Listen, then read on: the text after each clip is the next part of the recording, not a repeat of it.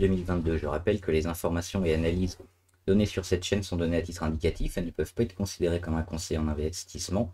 L'investissement en bourse est risqué. Vous êtes responsable de tous les investissements que vous faites. Alors on attaque avec le CAC 40. Le CAC aujourd'hui assez stable, hein, c'est ce qu'on disait lundi dernier ou mercredi dernier. En arrivant ici sous cette zone un peu charnière, hein, sous son oblique descendante de ses plus hauts du début de l'année, elle aurait probablement tendance à faire ce qu'elle nous a déjà fait des fois au mois de juin ou encore avant au mois de mars ou février, c'est-à-dire temporiser un peu sous cette zone avant probablement un petit échec et repartir vers le bas. Alors, elle peut toujours en casser vers le haut et relancer la dynamique à la hausse, mais vu le contexte économique, ce serait quand même assez surprenant. Donc sur le CAC, l'indice en général, parce que les actions évidemment c'est toujours un peu différent, le CAC il y a probablement une zone de temporisation qui va s'effectuer ici pendant quelques jours, et puis peut-être après une petite capitulation pour un retour sous les 6089 hein, qu'on a cassé. Ils sont ici les 6089, et réintégrer cette zone ici de travail duquel il va falloir s'extirper par le haut ou par le bas, et peut-être par le haut à la rentrée. C'est ce qu'on verra. Allez, on va regarder quelques actions intéressantes. Alors Alibaba, ils sont un peu en descente hein, depuis quelques jours. Ils ont un problème à propos d'une fuite de données. Et possible amende aussi sur Alibaba, mais ça reste relativement faible hein, par rapport à ce qu'est tout le groupe et ce que ça comporte. Donc ça remet pas en cause le rebond qui est mis en place depuis déjà le mois de mars, avec son support sur les 73 et puis son support intermédiaire sur les 96. Donc on n'est pas encore en retournement, hein. On est allé chercher les moyennes les plus longues. On n'est pas encore passé au-dessus, juste quelques fois, hein. On l'a vu le 7 et 8 juillet.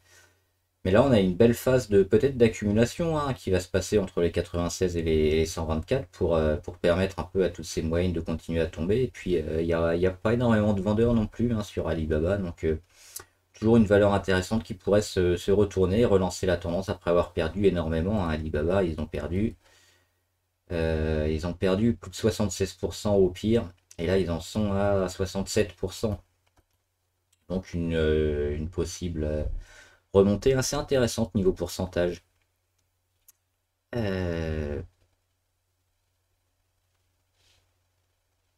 Eramet, rien de nouveau. Eramet hein, toujours en phase de rebond suite à son support ici sur les 85 ans. Il est toujours plutôt favorable. Il faudra casser assez rapidement cette moyenne à 20 jours là, sur laquelle on bute depuis 3 séances, pour pas casser la dynamique, mais les indicateurs sont plutôt favorables sur la minière. FDJ, la Française des Jeux, moi je suis rentré, j'ai pris une petite ligne sur la FDJ. Ça faisait un moment qu'on la suivait, hein, c'est une action intéressante. Et puis on avait vu, alors je crois que c'était dans cette période-là, fin juin, début juillet, elle commençait à donner des signes intéressants. Alors elle avait eu un petit support intermédiaire qu'on a noté ici en blanc, qu'elle a rapidement enfoncé, mais qu'elle est revenue après tester, puis tout redépasser, et surtout les moyennes qui commencent à toutes revenir dans les Bollinger. On voit ici la moyenne à 150 qui est quasiment réintégrée. Ce sera fait probablement lundi ou mardi. Et il n'y aura plus que la moyenne à 200 qui sera hors des Bollinger. Donc un regroupement, un tassement qui s'est fait depuis un moment hein, sur la FDJ, depuis 24 juin 2021. Donc ça fait un peu plus d'un an qu'elle dégrade, et puis là on arrive un peu au bout. Et surtout, elle vient casser aujourd'hui cette oblique baissière hein, sur les plus hauts du mois de juin 2021 et de novembre 2021. Donc c'est ce biseau, un peu ce biseau descendant qu'elle vient enfin casser à la hausse. Alors c'est pas champagne non plus, hein, parce que les volumes n'ont rien d'exceptionnel, le chandelier en lui-même non plus, on prend que 1%. Mais c'est peut-être le début de quelque chose sur la Française des Jeux. Donc une fin d'hémorragie déjà. On repasse sous ce support intéressant à 32,30. Hein, largement au-dessus, et puis on casse. On commence à dépasser pas mal de moyennes. Donc on passe aussi au-dessus des 57 niveau RSI. Ça faisait pas mal de temps que c'était pas arrivé. On le voit, à chaque fois on butait sur les 57. Et puis là on vient les casser. On est à 63 niveau RSI. Donc pas mal d'indicateurs qui sont favorables à la Française des Jeux. Peut-être pour un été assez important et pas mal de gains, hein, sur cette valeur. Donc à suivre, moi je suis rentré.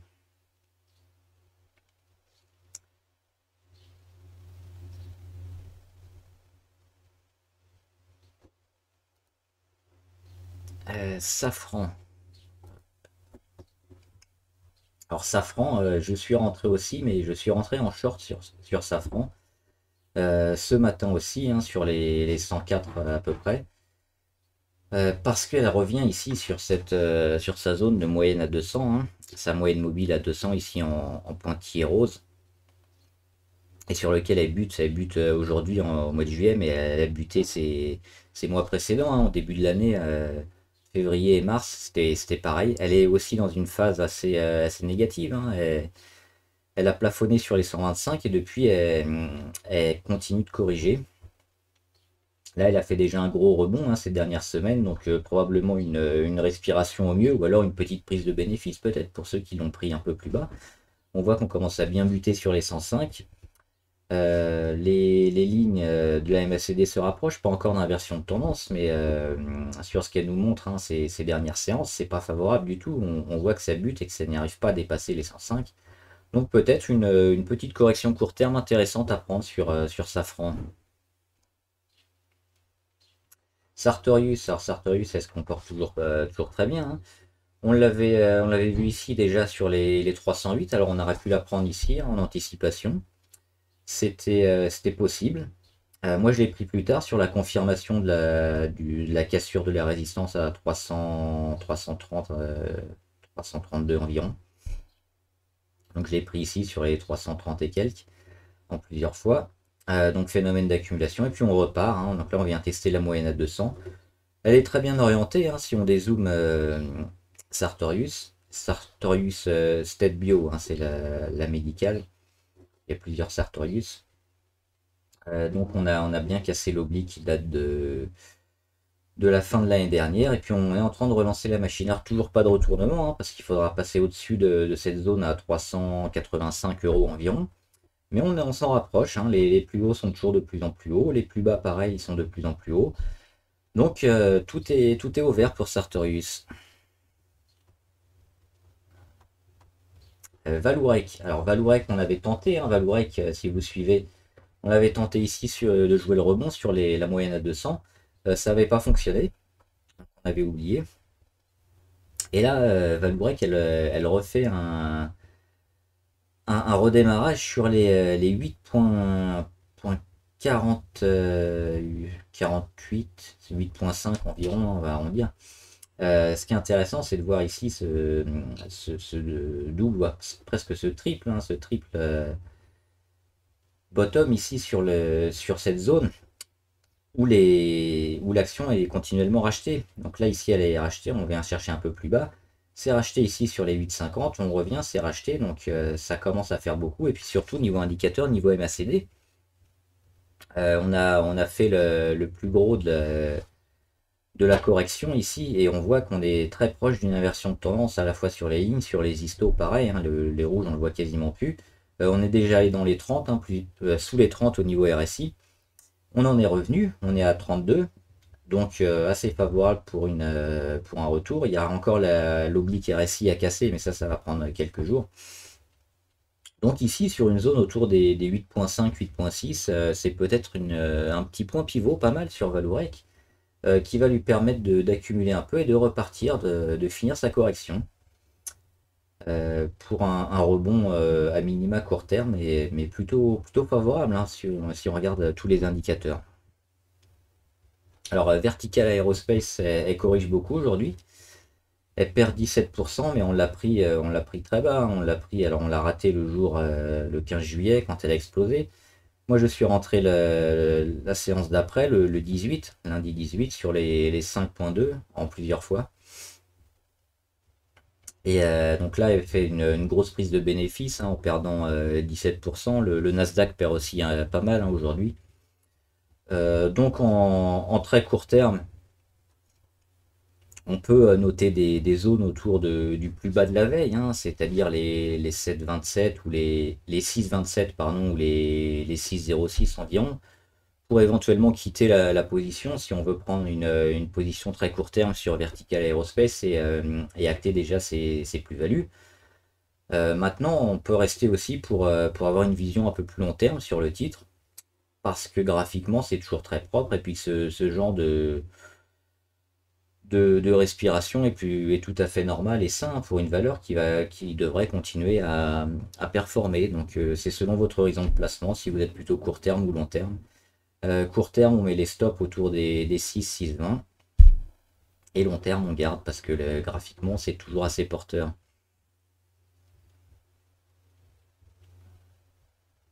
Vinci, j'en ai déjà parlé beaucoup, j'en reparle maintenant parce qu'on est toujours dans la zone où il faut se positionner sur Vinci. Graphiquement, c'est presque parfait, hein.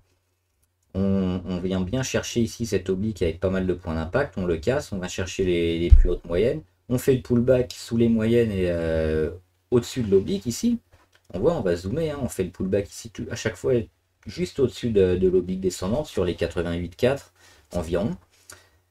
Toujours dans le haut des Bollinger.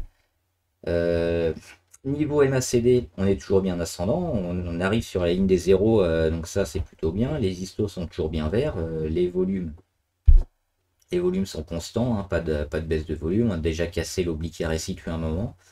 Vinci, elle a de belles chances de bien performer, hein, ces prochaines semaines, donc toucher du Vinci maintenant, c'est probablement une bonne chose pour le mois d'août parce qu'il y aura des beaux pourcentages à faire à mon avis.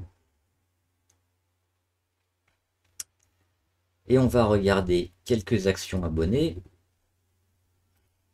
Alors ADP, Aéroport de Paris, je l'avais déjà fait, mais ça va travailler ici, hein, dans la zone entre les 117 et les 135 environ, donc il ne se passe pas grand-chose. Ce qu'on peut regarder sur ADP, c'est la réduction de l'écart sur les Bollinger. Et si on va taper un peu plus haut, un peu plus bas, ça va nous donner un peu des indices sur la suite. Donc pour l'instant, il ne se passe rien par rapport à mercredi. Donc on est toujours dans cette zone un peu charnière. Un no man's land où il va falloir un peu chercher le haut ou le bas pour avoir une tendance plus forte. Pour l'instant, rien à dire sur Aéroport de Paris. BioUV Group. BioUV, alors oui, j'ai noté ici hop, le petit dividende du 28 juin. Parce que c'est le premier. On voit, il n'y avait pas de dividende avant. Donc, sauf erreur de ma part, c'est la première fois que BioUV Group commence à donner un dividende. Donc, c'est plutôt une bonne chose, hein. On regarde les volumes, les petits pics de volume hier. Intéressant, mais on est quand même dans une belle tendance de correction et de dégradation, hein. Parce on n'arrive pas à repartir sur les plus hauts avec l'explosion, hein. On voit des volumes historiques ici, à un jour près, le 17 avril 2020, donc ça fait quand même plus de 2 ans. Et depuis, on va chercher des plus hauts qui sont de plus en plus bas. Donc ça, c'est assez moche. Les moyennes mobiles, elles sont assez rapprochées, mais elles sont toujours quasiment descendantes, hein. On a essayé une fois de sortir, on n'a pas réussi. Et les plus hauts continuent d'être de plus en plus bas, donc il faudra commencer à aller chercher déjà les 5,20 pour être plus favorable sur BioUV, parce que là, il nous fait un retracement vers peut-être les 3,50 à ce rythme-là. 3,50 à la fin de l'année, c'est pas exclu. Donc attention quand même sur ce genre de titre qui est en grosse tendance baissière. Voilà. EcoSlop. Alors, EcoSlop, c'est un peu pareil, hein. On a le creux Covid qui est ici, donc elle se comportait plutôt mieux. Mais le creux Covid, donc la recovery assez fulgurante, hein, sur EcoSlop. Et puis après, on a commencé la longue correction et la descente de toutes les moyennes, et puis les plus hauts de plus en plus bas à chaque fois. Le support à suivre, c'est celui-là, hein, c'est les 8,34 environ. Donc ce qui va peut-être nous intéresser, c'est la réduction un peu de la volatilité et puis du cours entre les 8,34 et les plus hauts. Donc là, on est déjà sur les 9,30, mais si après on commence à avoir une baisse de la volatilité et puis le cours qui évolue entre les 8,34 et puis les 8,7 environ, les 8,9 ou 8,6 par là, et qu'après on a une belle explosion, un beau chandelier, un pic de volume, on pourra avoir certainement à la hausse ou à la baisse une tendance plus forte se dessiner. Donc on va attendre une petite congestion se former et puis agir en conséquence. L'électricité de Strasbourg. Il se passe rien, hein, le breakout, le pullback, hein, une petite consolidation à plat pour le moment, au-dessus de toutes les moyennes. Les volumes sont toujours assez faméliques, mais graphiquement c'est plutôt intéressant. Ça pourrait repartir la semaine prochaine. Donc à voir. Fermental. Fermental c'est mauvais aussi, hein, c'est comme les actions qu'on a vues précédemment, qui ont eu un pic, hein, qui a explosé. Alors là, c'était pas en 2020, c'était 2021, au début de l'année. Mais c'est pareil, après on fait que descendre, les plus hauts sont de plus en plus bas, on est en dessous des moyennes, les moyennes qui sont à la baisse, donc c'est compliqué. Les supports à surveiller, c'est celui-là. C'est le support des deux environ. Alors celui-là est bien marqué, bien intéressant, parce qu'on y est venu au mois de mars dernier, et puis là on a rebondi, alors parfaitement dessus, hein, quasiment au point près, avec ce chandelier du 6 juillet, du 13 juillet et du 15 juillet, on va chercher vraiment cette zone des 2,02 et on repart à chaque fois. Donc une zone acheteuse ici qui est bien défendue, mais les plus hauts ont de plus en plus mal à performer, donc toujours assez négatif. C'est compliqué de rentrer sur ce genre de valeur, à part jouer le support sur les 2 euros quand on y reviendra. Sinon, graphiquement, c'est assez compliqué. Opium. Opium, j'en ai parlé aussi mercredi, je crois. Bah c'est pareil, c'est les volumes, hein. Les volumes qui manquent, les 2643 actions échangées, c'est pas assez. Et la tendance, elle est baissière, donc rien à faire sur ce titre, hein, faut mieux éviter pour le moment. Pernod Ricard. Alors, Pernod Ricard, qu'est-ce que j'ai noté ici? Oui, ici, on le voit avec le 17 juin. C'est un support qui est massivement acheté, on le voit avec le pic de volume ici, on va dézoomer, on voit bien les volumes qui arrivent à près de hop, 1,4, donc plus d'un million, 1,4 million. Où j'ai oublié un zéro. Non, c'est ça. Donc plus d'1,4 million échangé. Et un support qui est confirmé, hein, sur les 166.